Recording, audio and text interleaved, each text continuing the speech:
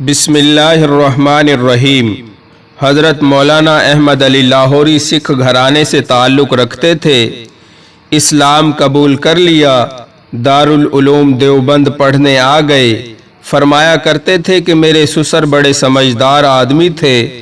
انہوں نے احمد علی کو اس وقت پہچانا جبکہ احمد علی نہیں تھا۔ حضرت مولانا احمد علی لاہوری ولایت کبریٰ کے مقام کے لوگوں میں سے تھے، مستجاب الدعوات بزرگوں میں سے تھے۔ ان کا درس قرآن بہت مقبول تھا۔ اپنی شادی کا واقعہ سناتے ہیں، ذرا شوق و توجہ سے سنیں۔ فرماتے ہیں کہ میرے سسر کو اس کی بیوی یعنی میری ساس نے اطلاع دی کہ ہماری بیٹی کی عمر پوری ہو گئی ہے، کوئی مناسب رشتہ ہو تو فرض نبھائیں۔ تو میرے سسر پنجاب کے مدارس میں اپنی بیٹی کے لیے مناسب رشتہ ڈھونڈنے نکلے۔ مدارس میں راؤنڈ کرتے کرتے بالآخر دارالعلوم دیوبند پہنچے۔ شیخ الہند کے خصوصی دوست تھے، ان سے ملاقات ہوئی، دورہ حدیث کے طلباء پر نظر ڈالی، فوراً ان کی نظر میرے اوپر ٹک گئی۔ انہوں نے شیخ الہند سے پوچھا کہ یہ بچہ شادی شدہ ہے؟ انہوں نے کہا نہیں، اسے کون لڑکی دے گا، یہ سکھ گھرانے کا لڑکا ہے۔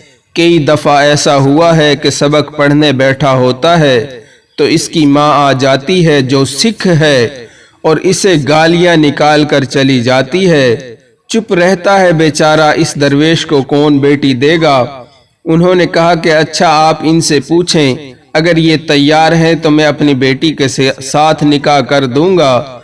شیخ الہند نے حضرت مولانا احمد علی سے پوچھا تو کہنے لگے، حضرت میں بے یار و مددگار سا بندہ ہوں، اگر کوئی مجھے اپنا بیٹا بنا لے اور اپنی بیٹی کا رشتہ دے دے تو میں بھی اس سنت پر عمل کر لوں گا، اس سے زیادہ خوش نصیبی کیا ہو سکتی ہے؟ انہوں نے بتا دیا۔ چنانچہ سسر نے کہا کل عصر کے بعد ہم ان کا نکاح پڑھ دیں گے۔ مولانا احمد علی فرماتے ہیں کہ میں کمرے میں آ گیا اور اپنے دوستوں کو بتایا کہ بھائی کل میرا نکاح ہونا ہے، لہٰذا یہ خبر جنگل کی آگ کی طرح سب لڑکوں میں پھیل گئی۔ اب لڑکے میرے پاس آنا شروع ہو گئے، کوئی کچھ کہتا کوئی کچھ کہتا۔ ایک لڑکے نے کہا بھائی بات یہ ہے کہ تم نے جو کپڑے پہنے ہوئے ہیں بہت پرانے اور میلے کچیلے ہیں، تم کسی سے ادھار لے کر دوسرے پہن لو۔ میں نے کہا بھائی بات یہ ہے کہ میں نے کبھی کسی سے ادھار نہیں لیا اور جو کپڑے ہیں وہ میرے اپنے ہیں، میں کسی سے ادھار لے کر نہیں چلتا۔ ساتھی نے کہا اگر آپ ادھار نہیں لے سکتے تو نہ لیں، مگر ایسا کریں کہ ان کپڑوں کو دھو کر صاف کر کے پہن لو، مجمع میں کم از کم صاف کپڑوں میں تو بیٹھو گے۔ فرمانے لگے میری بدبختی آ گئی، میں نے حامی بھر لی۔ اگلے دن سبق ختم ہوا تو میں نے دھوتی باندھی اور کپڑے اتارے اور ان کو دھو ڈالا۔ اللہ کی شان، سردیوں کا موسم، اوپر سے بادل آ گئے۔ اب ظہر کا وقت قریب آ گیا، میرے کپڑے گیلے، میں مسجد کے پیچھے جا کر کپڑوں کو لہرا رہا ہوں اور اللہ سے دعا مانگ رہا ہوں، اے اللہ میرے کپڑے خشک کر دے۔ کپڑے نہ خشک ہونے تھے نہ ہوئے اور ظہر کی اذان ہو گئی۔ اب مجھے مجبوراً گیلے کپڑے پہن کر سردی کے موسم میں مجمع میں بیٹھنا پڑا۔ اب سب کہنے لگے جی دلہا کون ہے؟ اب سب کی نظر مجھ پر پڑی اور پتہ چلا کہ سردی کے موسم میں گیلے کپڑے پہن کر بیٹھا ہے۔ حضرت فرمانے لگے کہ میرے سسر کو اللہ نے وہ سونے کا دل دیا تھا، انہوں نے دیکھا کل یہی کپڑے تھے اور میلے تھے، آج بھی یہی کپڑے ہیں اور گیلے ہیں۔ اس کا مطلب یہ کہ اس بچے کے پاس دوسرا جوڑا بھی نہیں ہے۔ ان کے دل پر اس بات کا کوئی اثر نہ ہوا، وہ تو حضرت کی پیشانی کے نور کو دیکھ رہے تھے۔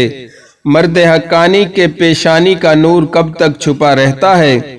بہرحال میرا نکاح پڑھ دیا اور جب میں دورہ حدیث سے فارغ ہوا اور رخصتی ہوئی تو میں اپنی بیوی کو لے کر گھر آیا۔ ابتدائی 1-2 مہینے میرے پاس رہی۔ ان دنوں میں بھی اسے اکثر فاقہ کرنا پڑا کیونکہ میرے پاس تو کچھ تھا ہی نہیں، جو کبھی کبھار ملتا وہ دونوں مل کر کھا لیتے، ورنہ فاقے سے دن گزارتے۔ مہینے 2 مہینے کے بعد جب وہ اپنے میکے گئی جیسے بچیاں جاتی ہیں، حضرت فرماتے ہیں کہ جب وہ اپنے گھر گئی تو اس کی ماں نے پوچھا، بیٹی تو نے اپنے گھر کو کیسا پایا؟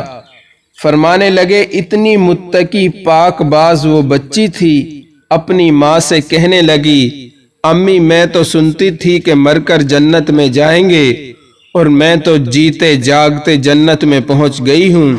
اللہ اکبر کبیرہ، اتنی صابرہ شاکرہ تھی۔ حضرت فرماتے ہیں کہ بس پھر اللہ تعالیٰ نے میرے گھر میں برکت دینی شروع کر دی۔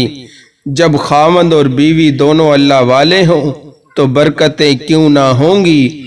چنانچہ حضرت فرماتے ہیں کہ ایک وقت تھا جب کھانے کو کچھ نہ ملتا تھا، اور ایک آج احمد علی پر وہ وقت ہے کہ میرے کھانے کے لیے طائف سے پھل آتے ہیں، اور حضرت فرماتے ہیں کہ سرگودا کے بڑے بڑے لوگ جو سرگودا کے سیٹھ کہلاتے ہیں، ان کی بیویاں آج میرے گھر میں آ کر برکت کے لیے جھاڑو دے کر جاتی ہیں۔